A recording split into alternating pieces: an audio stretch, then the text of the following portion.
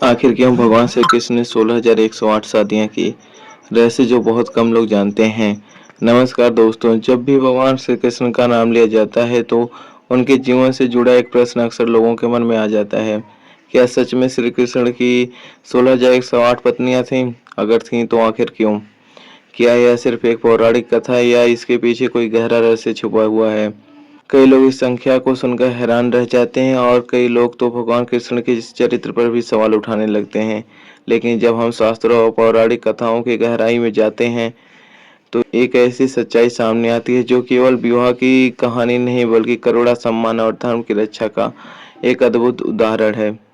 आज की इस वीडियो में हम जानेंगे कि आखिर भगवान श्री कृष्ण ने 16,108 शादियां क्यों की, इन महिलाओं का सच क्या था और इस घटना के पीछे छिपा आध्यात्मिक रहस्य क्या है। तो इस वीडियो को अंत तक जरूर देखें, क्योंकि जो सच्चाई आप जानने वाले हैं वह शायद आप पहले कभी नहीं सुनी होगी। सबसे पहले यह महत्वपूर्ण बात समझना जरूरी है कि शास्त्रों के अनुसार भगवान श्री कृष्ण की 8 मुख्य रानियां थीं, जिन्हें अष्टभार्या कहा जाता है। रुक्मणी, सत्यभामा, जाम्बवती, कालिंदी, मित्रविंदा, नागनजीता, भद्रा और लक्ष्मणा ये उनकी मुख्य रानियां थीं। लेकिन फिर 16,108 का आंकड़ा कहाँ से आया?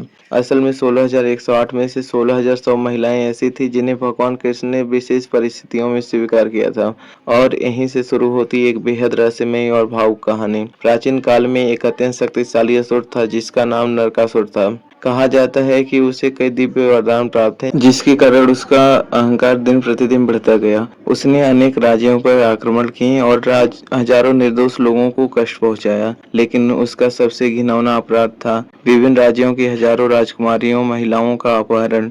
पुराणों के अनुसार उसने लगभग 16,100 महिलाओं को बंदी बनाकर अपने कारागार में कैद कर रखा था। ये महिलाएं अलग अलग राज्यों की राजकुमारियां थीं, जिनका कोई दोष नहीं था। वे केवल अत्याचार का शिकार थीं। समाज की उस समय की व्यवस्था ऐसी थी कि यदि किसी स्त्री को कोई राक्षस या शत्रु अपहरण करके ले जाए तो उसके वापस आने के पर समाज उसे सम्मान की दृष्टि से नहीं देखता था। उन महिलाओं का जीवन लगभग समाप्त माना जाता था। उसी समय की बात है, नारद जी वहां से जा रहे थे और ये दृश्य देखकर रुके और उन्हें बोले, तुम परमानंद स्वामी श्री कृष्ण की आराधना करो, वो यहाँ से निकाल सकते हैं। ये सुनकर उन्होंने भगवान की स्तुति शुरू की। जब भगवान कृष्ण को नरकासुर के अत्याचारों की जानकारी मिली तब उन्होंने सत्यभामा के साथ युद्ध का निर्णय लिया। यह भयंकर युद्ध हुआ। अंततः भगवान कृष्ण ने नरकासुर का वध कर दिया और उन सभी बंदी महिलाओं को मुक्त करा दिया। लेकिन इसके बाद से जो हुआ वही इस पूरी कहानी का सबसे महत्वपूर्ण भाग है।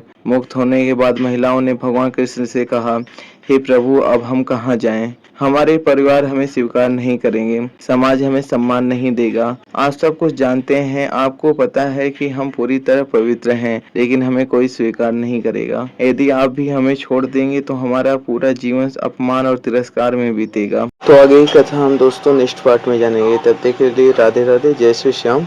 तो हमारे चैनल को आप लोग ज़्यादा से ज़्यादा सब्सक्राइब कीजिए, वीडियो लाइक शेयर कमेंट जरूर करें। धन्यवाद। जय श्री श्याम।